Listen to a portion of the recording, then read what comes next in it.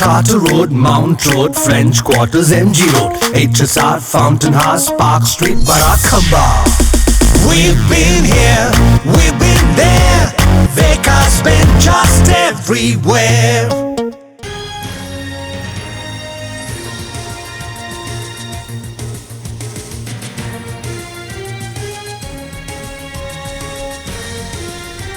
Jammu Kashmir assembly ఎన్నికల అభ్యర్థులను ప్రకటించింది బీజేపీ.